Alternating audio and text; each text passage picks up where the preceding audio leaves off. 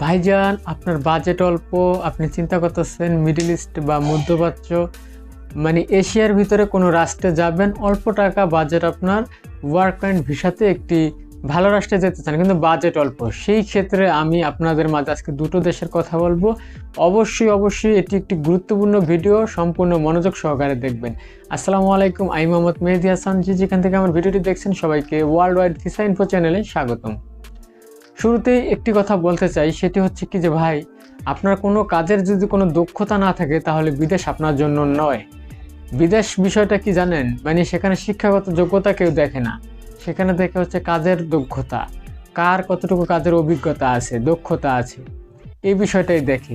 একটা বিষয় সবসময় মনে রাখবেন, দক্ষ হয়ে বিদেশ যাবেন, অর্থ সম্মান দুটোই পাবেন, এই বিষয়টা সবসময় মাথায় রাখবেন।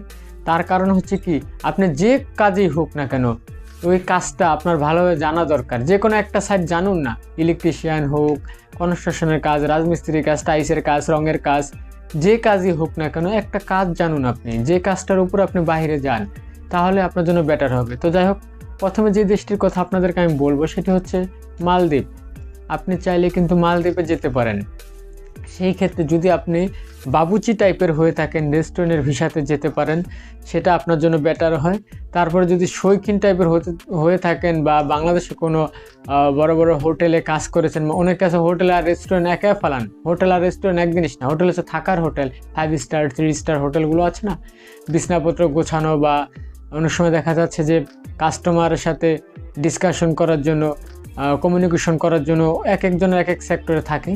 তো যাই হোক, আপনি যদি এরকম টাইপের কাজের উপযুক্ত হন, শিক্ষিত হন, ইংরেজি ভাষা জানেন, তাহলে মালদ্বীপ আপনি ট্রাই করতে পারেন, এটা আপনার জন্য বেটার হতে পারে। বা মালদ্বীপের সাধারণ জেনারেল হেল্পার যারা আছে তারাও কিন্তু যেতে পারবেন। বিভিন্ন সাধারণ যে কাজগুলো আছে না, ইলেকট্রিশিয়ান কাজের হেল্পারি, কনস্ট্রাকশন কাজের হেল্পারি, এগুলো তো যাওয়া যায়, মালদ্বীপের সমস্যা হয় না। তবে হ্যাঁ, মালদ্বীপে গেলে অবশ্যই ওয়ার্ক পারমিট ভিসাতে যাবেন এবং কি বৈধ ম্যান পাওয়ার করে যাওয়ার চেষ্টা ভাবনা করবেন। প্রিয় ভাই ব্রাদার, একটি রিকোয়েস্ট আপনাদের মাঝে, যদি মন চায় আমার চ্যানেলটা সাবস্ক্রাইব করতে পারেন, কারণ আমি বৈদেশিক অনেক তথ্য আপনাদের মাঝে তুলে ধরি।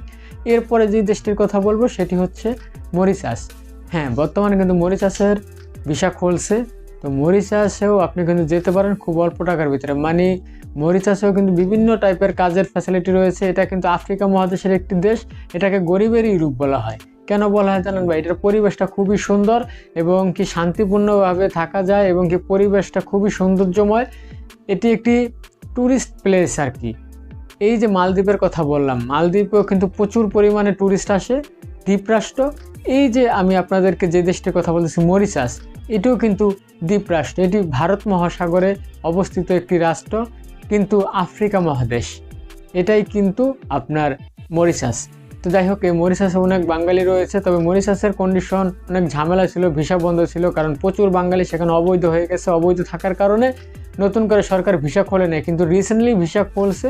এই সুযোগটা আপনি লুফিয়ে নিতে পারেন। খুব অল্প বাজেটে আপনি কিন্তু মরিশাসও যেতে পারবেন, মালদ্বীপও যেতে পারবেন। এই দুইটা দেশই আপনি এখন কম বাজেটে যাওয়ার মধ্যে আমি দেখতেছি বর্তমানে। চাইলে এই দুইটা দেশে যেতে পারেন, মানে কম বাজেটে ভালো। এর চাইতে কমেও কিন্তু আপনার ভিয়েতনাম, লাওস যাওয়া যায়, লাওসে যাওয়া যায় কম টাকায়। কিন্তু ভাই একটা ভালো আছে না, ভালোর ব্যাপারটা তো বোঝেন আশা করি, ঠিক আছে? তো মালদ্বীপ, মরিশাস এই দুইটাতে একটা কাজের গ্যারান্টি ওয়ারেন্টি আছে, ঠিক আছে? তো এই দুইটা দেশে যেতে পারেন, যদি ভালো লোকের মাধ্যমে যেতে পারেন তাহলে আর কি কাজের ওয়ারেন্টি গ্যারান্টি পাবেন। যদি ভালো কোনো লোকের মাধ্যমে বা ভালো কোনো রেফারেন্সের মাধ্যমে যেতে পারেন তাহলে। এইসব রাষ্ট্র যেরকম মালদ্বীপ বলেন, মরিশাস বলেন, ডিরেক্ট যদি কোম্পানি ভিসাতে যেতে পারেন আপনার ভবিষ্যৎ উজ্জ্বল হবে আশা করি। তো দর্শক, আজকের মতো এই পর্যন্তই। সবাই ভালো থাকেন, সুস্থ থাকেন, আল্লাহ হাফেজ।